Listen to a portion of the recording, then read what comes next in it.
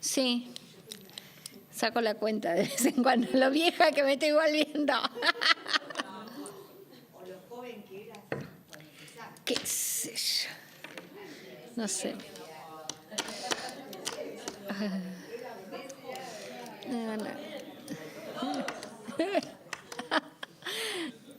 Pero bueno, este tema de nobles lo traje para repasar, incluso como se los dejo siempre, van a ver que hay un montón de material. Me pareció interesante volver a ver y me pareció piola en función del cambio que hubo de Código Civil, el tema de la prescripción en materia de seguridad social. ¿Por qué? ¿Que es 10 años? Sí, es 10 años, van a ver que acá lo confirman. Hubiera sido mucho menos con el digesto, pero lo mismo que me preguntaron la otra semana en el simposio, y el digesto, bien, gracias, no lo van a poner nunca en funcionamiento. Pero bueno, el tema acá empieza a ver es, ¿qué pasa cuando hay un juicio laboral? Y me pareció interesante este tema de Noblex. ¿Por qué? Porque ustedes, a ver, ¿qué pasa cuando hay un juicio laboral? Y ahí empiezan las discusiones de desde cuándo empiezan a correr los 10 años o cómo se computan esos 10 años. Para muchos son los últimos 10 años, pase lo que pase. ¿Sí? O los 10 años, y si hay alguno prescripto. ¿No hay corte de prescripción por algo? Bueno, sí, están todas las interrupciones y todo. Está bien, sí, pero los últimos blanqueos no tocaron la de seguridad social, tocaron la de impuestos. Hay que leer bien las normas, pero. Sí, pero bueno. Pero más allá de eso, también hay un tema que yo lo tengo pendiente, no se los prometo para noviembre, se los prometo el año que viene, sí o sí. Ha habido ya fallos por eso quiero analizar bien los fallos para ver cómo lo paso. Ha habido fallos en materia de impuestos que dice que una rectificativa no te abre la prescripción de todo el periodo, sino te abre la prescripción exclusivamente por el concepto objeto de la rectificativa. Es algo que no quiero analizar solo el contexto, quiero analizar toda la integridad del caso para ver cómo pasar eso en materia de seguridad social. Porque en materia de seguridad social es muy habitual rectificar. ¿Y qué me abre? ¿Todo o me abre solo lo que rectifiqué? Es todo un tema, ¿sí? Por eso me parece, sí, va a ser pendiente, pero bueno. Pero más allá de eso, estábamos siempre discutiendo, en un caso de un juicio laboral, qué pasaba si eran los últimos 10 años, suponiendo que no hubiera habido ninguna interrupción ni ninguna rectificativa de por medio, o si en el caso de haber un juicio laboral, como sostenía la FIP tenía 10 años desde la sentencia firme para reclamar los aportes y contribuciones de todo el juicio laboral. ¿Sí? Y acá las formas de defender esto siempre fue extremas. Son los últimos 10 y el otro por juez.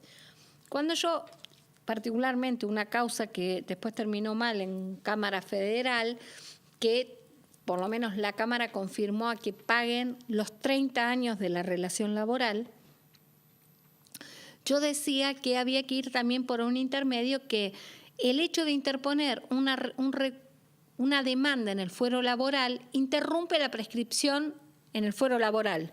¿Estamos todos de acuerdo ahí? Con lo poco que sabemos todos de derecho. Esa interrupción no tiene ningún efecto en materia de seguridad social. ¿Hay que negarle totalmente el efecto? ¿O tiene el efecto de que interrumpe por el mismo plazo que interrumpe en donde se presenta? Nunca un plazo mayor, con lo cual lo que te quedaría serían esos 2 años no prescriptos, que es lo que te intercede en materia laboral. Y en este aspecto ustedes vieron que la Sala 2 tiene un fallo que son todo el tiempo a partir del, que es el caso Sherby Williams, que tiene unos cuantos años. Los plazos se cuentan desde que la sentencia queda firme, y el caso de Perfil de Sala 3, que había sido el primero, que decía los últimos 3 años. El caso Perfil fue a la Corte y como no había una cuestión, la Corte no abrió la competencia, no lo trató, pero tampoco confirmó, a ver, el no tratarlo tampoco te lo confirmó, no abrió su competencia, no analizó nada. Y así ha habido varios fallos en el tema. Acá estamos discutiendo lo mismo, en Nobles se está discutiendo una sentencia de un juicio laboral. El juicio laboral viene más complejo porque es de alguien que trabajaba en una de las cooperativas, que trabajaba para Noblex, ¿sí? Con lo cual, obviamente, lo primero que hacen es, evalúan si está garantizada o depositada la deuda para seguir avanzando. Y después empiezan acá a discutir estos artículos, que son los artículos nuevos, el viejo y el nuevo del Código Civil, que es aquello que siempre decía la FIP. La FIP decía, yo no puedo haber reclamado esto porque no sabía que existía este problema. ¿Sí? El viejo 3980. A ver, yo hasta que no existe el juicio laboral y se gana, yo no me enteré. Entonces, como no me enteré, no podía.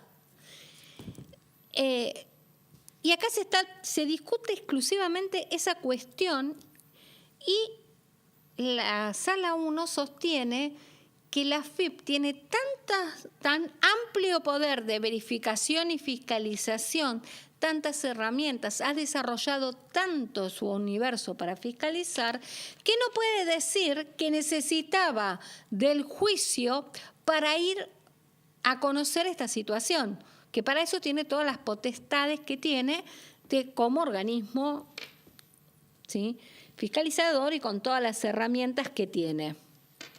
¿Sí?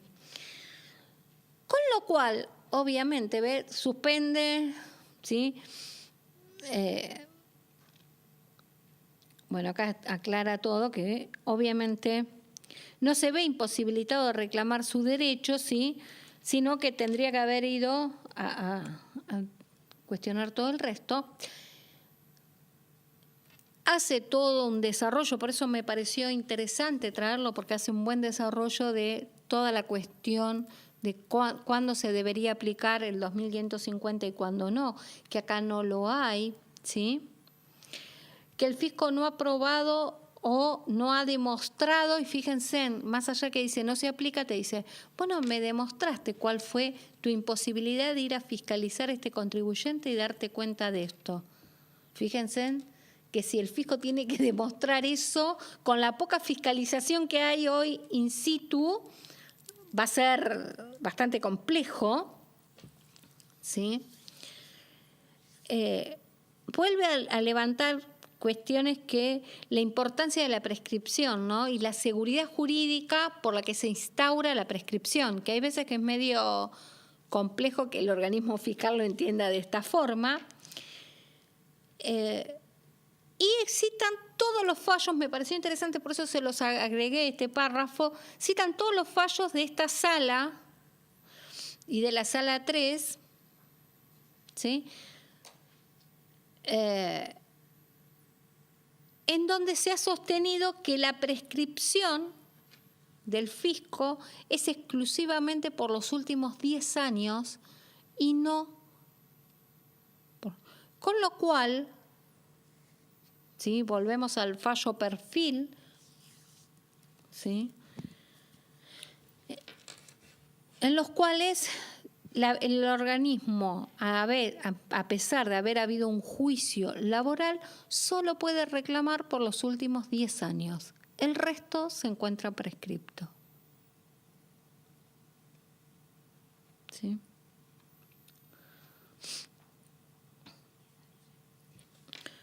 pero es la prescripción que hay.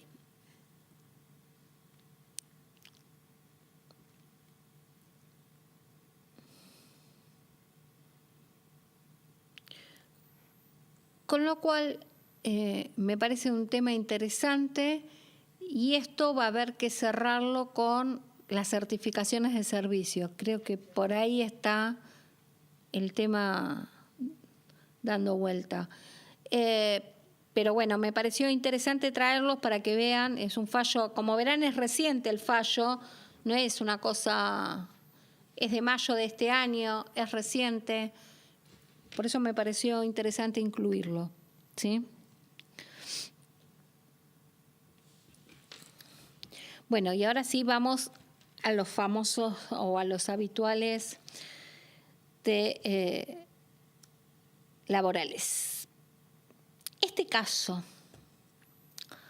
fíjense qué tan habitual es, por ahí no para el chiquito, el kiosquero, pero sí para muchos otros, se está discutiendo acá,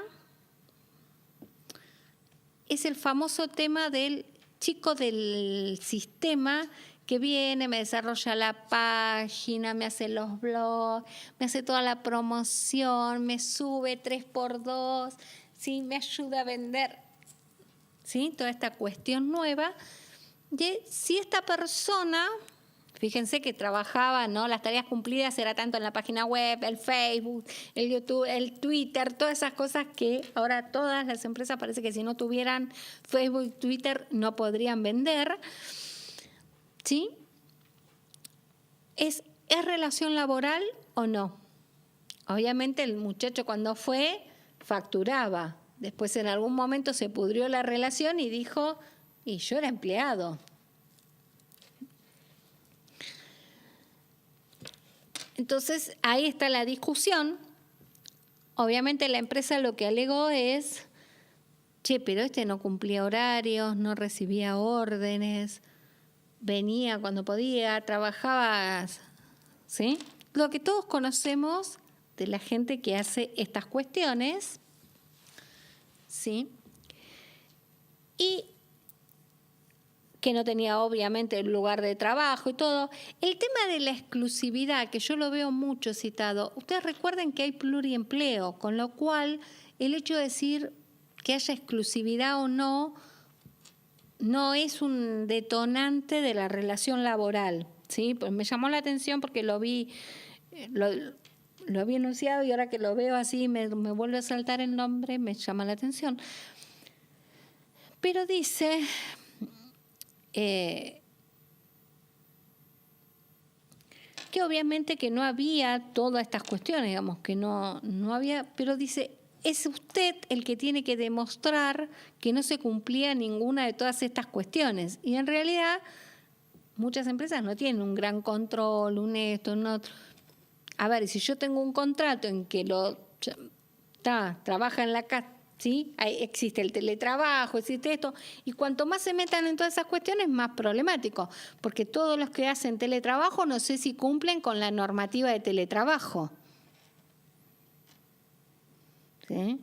Porque ustedes le mandaron la RT a todos los que trabajan desde la casa, con lo cual, sí, me voy enroscando más y estoy cada vez peor, ¿sí? Y la obligación de demostrar todas estas cuestiones, obviamente, eran del empleador, que no cumplía un horario, que no hacía esto. Como esto es medio imposible de demostrar, ¿sí? Obviamente, esto es un trabajo en relación de dependencia y son servicios. Y yo acá creo que volvería a la vieja cuestión, obviamente siempre hay que defender lo que se pueda, pero si el servicio lo consume la empresa, es relación de dependencia. Si el servicio puede llegar a no ser relación de dependencia, si el servicio sirve para vender o vende ese servicio, no, y eso es lo que les está fallando. Pero bueno, lo traje porque es una cuestión muy habitual últimamente. prosperan todas estas cuestiones de todos estos chicos que hacen todo esto, que tienen la actualización periódica de todas estas cuestiones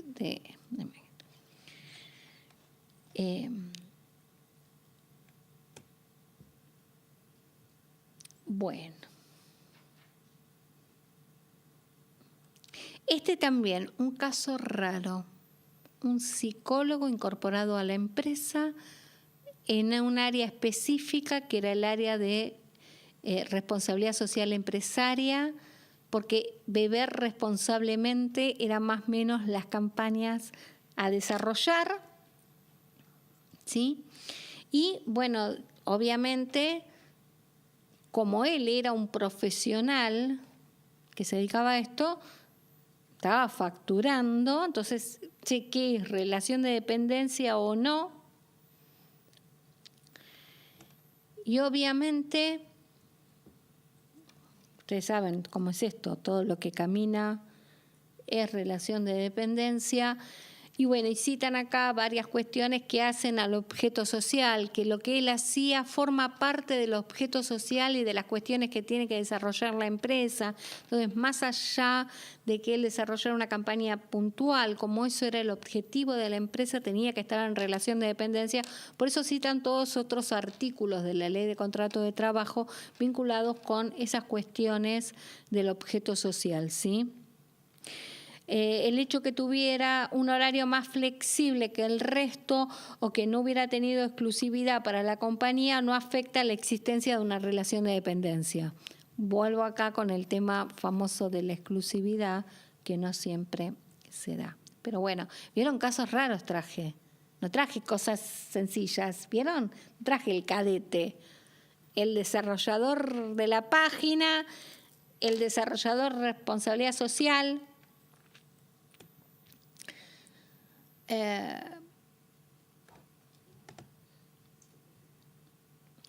este caso, ¿por qué lo traje?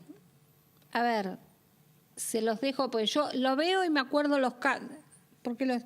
Es un caso en donde la persona, una vez desvinculada, no se está discutiendo la desvinculación en sí, está discutiendo horas extras. Tenía horas extras.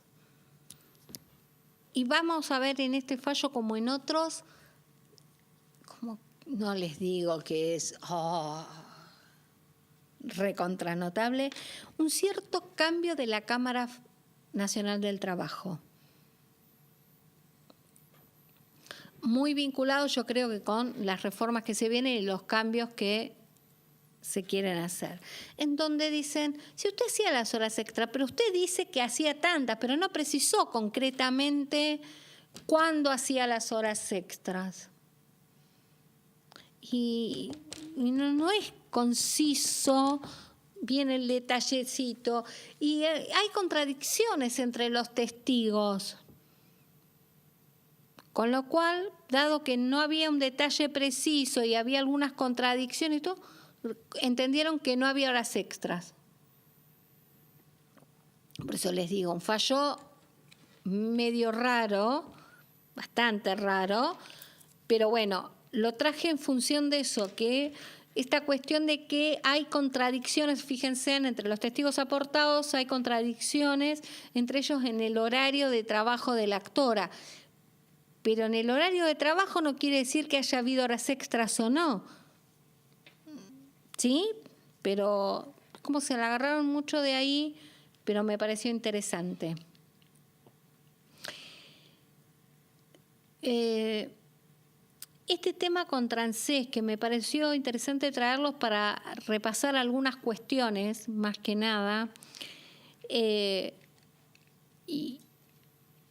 y más que nada porque está también vinculado. Fíjense en que este médico, este cuerpo médico forense va a ser el que entienda en las cuestiones de ART, de ahora en más. Y en esta causa lo que se había determinado es una causa que está originada en Santa Fe, en donde el cuerpo médico había dicho que la persona tenía una incapacidad del 55, no sé, 50, no dice el porcentaje anterior. Con esa incapacidad la gente no se jubila. Vos te jubilás con más del 67. Con lo cual la persona estaba sin poder jubilarse. Vuelve a pedir toda una revisión de toda su causa y lo peor es que la justicia le da la razón, por eso se judicializó el tema, que sin hacer ningún estudio nuevo, ¿sí? Digamos, no es que la persona tuvo un nuevo accidente sin realizarse nada, sino reevaluando toda la situación preexistente, los expertos dan que tiene un 70,3. Con un 70,3 la persona es jubilable. La diferencia es mucha, ¿sí? Pero bueno, recuerden este tema, bueno, acá le hacen un montón, y hablan de que en Santa Fe no se habían cumplido los parámetros de este baremo que se estableció en el 98, ¿sí?, de este decreto, y que por eso no daba el nivel de porcentaje. Se los comento por si alguno tiene el caso. Me imagino que debe ser re divertido leer estos informes, pero irlo comparando con baremo para ver cuánto da y cuánto no.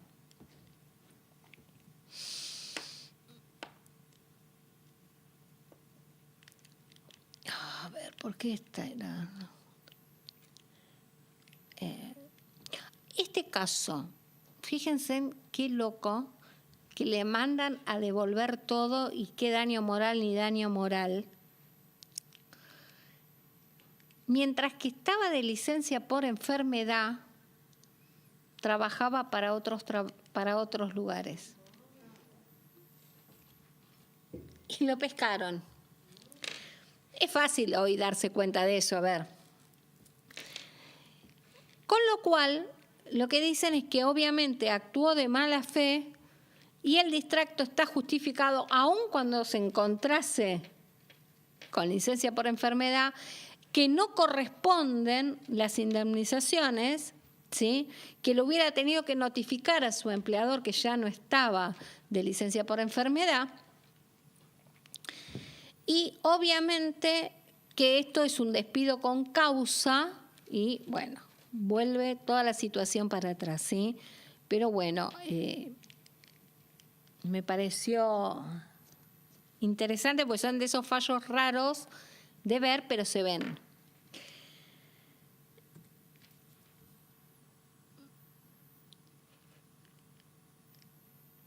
Esta persona que cuestionaba, y acá he visto varios fallos, buscando antecedentes, he visto varios artículos, obviamente, que dicen que los únicos que determinan los grados de incapacidad son los jueces, no los médicos. Y uno dice, mira, el título, todo lo que te dan, ¿no? Porque, a ver, pero bueno, forma parte de toda esta guerra interna que hay.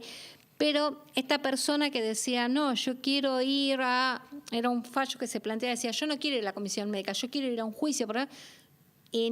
Vuelvo a lo mismo, fíjense, es la Sala Nacional del Trabajo, la Cámara Nacional del Trabajo acá, dice, no, a ver, es lógico, vaya a la comisión médica interviene y está garantizado su derecho, porque usted después puede recurrir y va a venir al fuero del trabajo a discutir su incapacidad o no.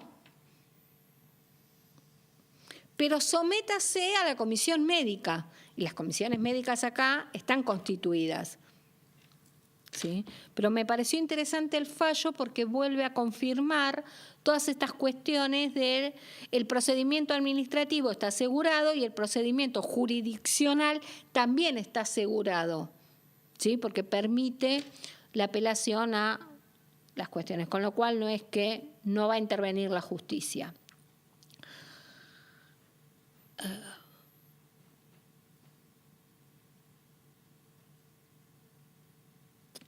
Este caso que me pareció interesante, porque acá se está discutiendo, más allá de cuál sea la antigüedad del sujeto o no, que por una falta injustificada se le mandó el telegrama, ¿sí? Despido sin causa.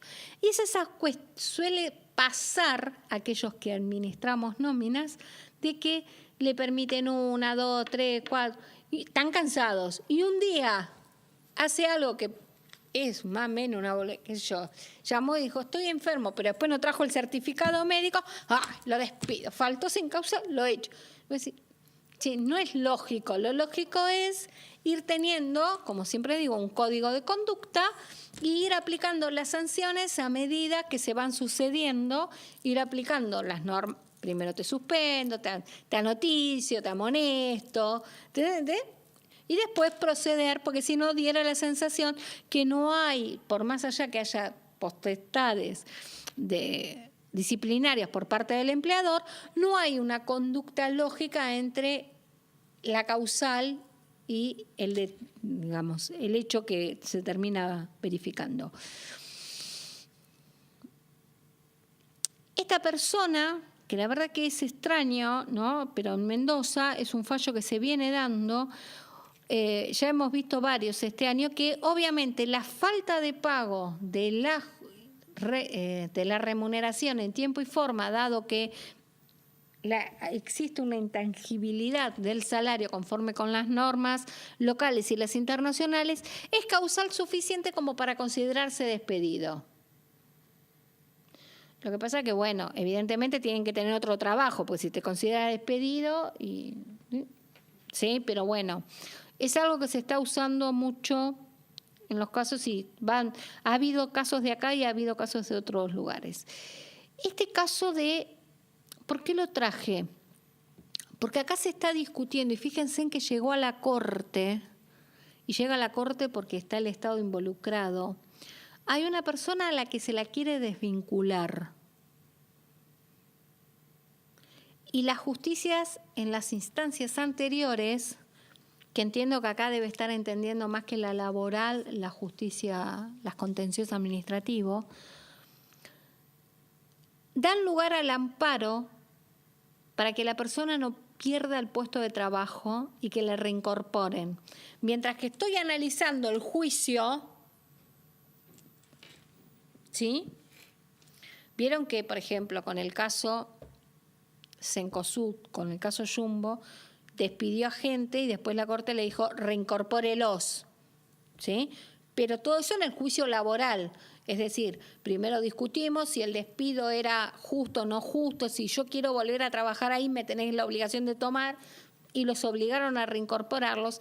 Acá, más allá de que están discutiendo si la separación de la persona del cargo corresponde o no corresponde, es una medida cautelar para ver si hay que reincorporarla o restituirla en el cargo o no.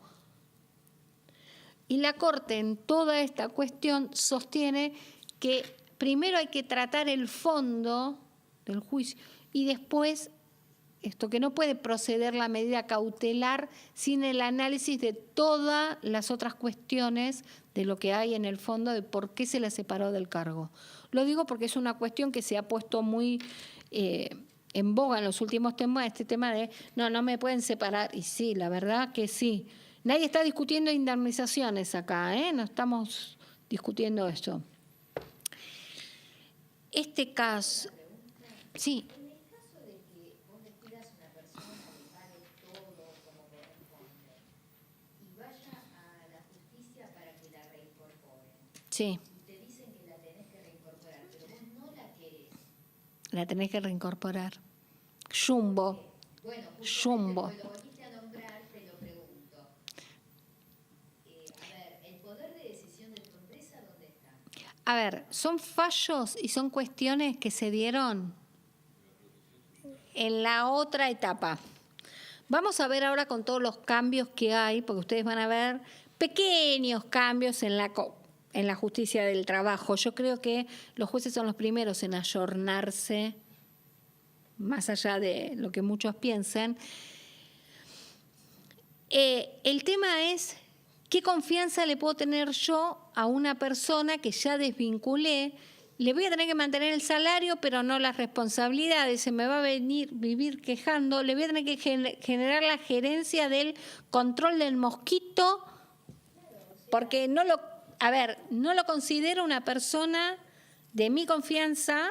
Estamos hablando de mi confianza empresa, ¿no? Confianza para tenerlas en ciertos puestos. Pero es una postura que surgió de la Cámara Nacional de la Cámara de Santa Fe, sobre todo en Rosario, y después se fue adoptando. Y fueron todas cuestiones sindicales. Y si te fijas, el caso que yo comenté acá es Lotería Nacional. Entonces, es muy posible que sea un funcionario separado por algunas cuestiones que te diga, no, yo quiero seguir siendo funcionario. ¿Y viste cuando decís? Claro, pero yo dejo de lado la parte No, del no. Estado. Hablo de la parte privada, porque el Estado tiene estabilidad. Es más, fíjate que es tan loco lo que estaban planteando, que si vos te fijas hace unos cuantos años en la modificación del SICOS, o en línea, y en el alta y baja, está la posibilidad de dar de alta con código reincorporado por decisión judicial. Y vos decís, es como que tengo que mantener esta persona hasta que se canse y se vaya, no sé. Claro, bueno, ese es el tema. ¿Cómo vas a tener a una persona en la empresa? Es que no entiendo, bueno, pero forma parte de una convicción, y perdón, muy sententista, porque yo he estado debatiendo con esos jueces, me invitó el Consejo de Rosario, en realidad, en donde los tipos te dicen, la persona entra y se jubila en la empresa. Y vos decís, no, la persona no entra y se jubila en la empresa. Por eso el legislador previó indemnizaciones. La persona no es que entre y se jubila a la empresa. Y no entienden a la empresa con la finalidad. No, bueno, ustedes son unos capitalistas, que ellos son imperialistas. Y vos decís, no, pará, estamos hablando de la empresa privada. La empresa privada se rige por otras cuestiones. No estamos ni defendiendo a Trump, ni... No cambiemos los horizontes de la discusión, pero es muy imposible porque la persona se van hacia esa instancia. No entienden que una empresa quiebra. ¿Sí? No decir, bueno, sí estamos. Sí. Se jubila la persona que está en la empresa privada y el hijo tiene que entrar a trabajar a cubrir ese puesto. Y puede ser también, todavía no lo hicieron, pero es posible que... Pero bueno. Sí, en el interior y Santa Fe pésima. Pésimo. Bueno. Pero fíjense en si es una empresa, si es una provincia próspera o no Santa Fe. Fíjense en cómo está. En general estoy hablando, más allá de las inundaciones y todo. Fíjense en que es un flagelo, que la gente de ahí se va por lo. Entonces vos decís, pero bueno, este caso de este accidente me llamó la atención porque fíjense a la instancia en que llegó, ¿sí? ¿Por qué? Porque habían entendido que el RT tenía que pagar la indemnización porque era una enfermedad inculpable, porque esta persona murió de un paro cardiorrespiratorio mientras que iba del trabajo a la casa. Y obviamente llegó a esta instancia porque en primera instancia le dijeron al RT, sí, pague. Y uno dice, che, la persona falleció, ¿por qué va a ser una incapaz? ¿Sí? Hubo un accidente, esta persona en el trayecto, la atropellaron, la asaltaron, no sé, se cayó, tuvo un percance, algo de que le alterase el ritmo cardíaco de tal forma que podría haber sufrido, o iba y falleció. Y están discutiendo eso porque obviamente lo que pretendían era hacerles pagar el costo de una demanda, ¿sí? por trabajo que obviamente la Cámara lo rechazó y dijo, en estos casos no tiene nada que ver, la causal fue obviamente algo inculpable. Y este caso, que la verdad me llama la atención, pero bueno, cuando lo echan, primero, el despido verbal, cuestión que uno siempre desaconsejo, primero porque uno se puede ir de boca y puede salir más caro, y segundo porque la persona puede ir, te consigue un certificado y te sale mucho más caro el despido. Pero bueno, supuestamente cuando lo despidieron verbalmente le dijeron que era sin causa, ¿sí? Cuando hablaron con el abogado redactó el telegrama y dijo, despido con causa. Con lo cual después en la justicia están discutiendo si el despido verbal vale más que el despido escrito. Con lo cual, obviamente, gana el despido verbal, que era el sin causa. Por eso digo, creo que en estas cuestiones es mejor callarse la boca, pasar por ir, redactar el telegrama, mandarlo y que la sorpresa caiga y ya está. ¿Sí? Pero bueno, entiendo que a veces es difícil. Esta cuestión que vuelven a reclamar, ustedes ven, ¿no? Una de cal, una de azúcar. Vuelven a reclamar el tema de la estrella, ¿sí? Vuelve a haber un fallo a favor y es de un estudio, con lo cual si alguno conoce a los dueños, pero bueno, es un estudio, que puede ser de arquitecto, cualquier, no quiere decir que sea de contadores. Creo que era este, sí. Y este que lo traje, la verdad que me llamó poderosamente la atención. Es la primera vez que nunca se me hubiera ocurrido. El tipo va y renuncia. Y después dice, no, yo no quise renunciar.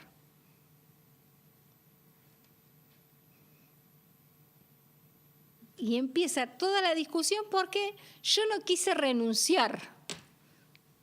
Pero mandé el telegrama.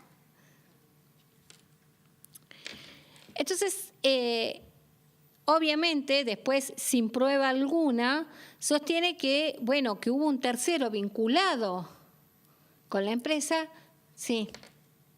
Me pasó la semana pasada, tenía un chico contrato a plazo fijo y renunció. Por un día, por el 14. Lo volvieron a tomar con fecha 15 y el 16 volvió a mandar otro telegrama de renuncia. O sea, renunció 2 veces con diferencia de un día y lo volvieron a tomar.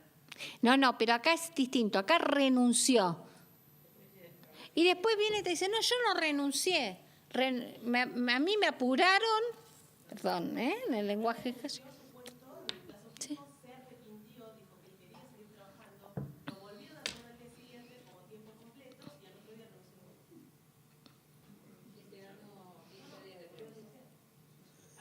No, renunció.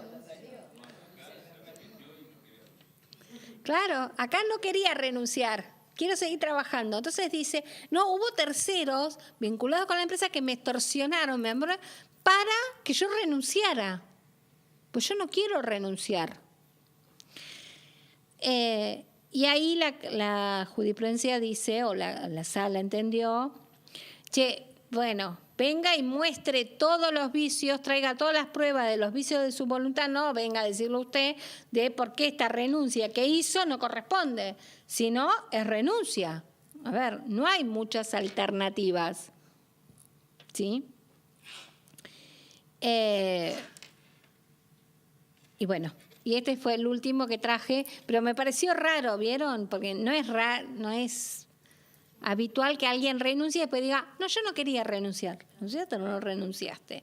Pero bueno, con lo cual, recuerden, nos vemos en noviembre. Que sí, que hay que pagar la estrella, esa es jurisprudencia. Hay plenario. Hay plenario de la Cámara Nacional del Trabajo, donde la estrella es obligatorio, que por más que se hayan generado un sistema jubilatorio diferente, la estrella sigue siendo obligatorio y que el plazo de prescripción de la estrella es de 10 años. Eso está por plenario de Cámara, ¿sí? Eso no lo podrían haber modificado. Pero eso existe hace bastante, ¿sí? No.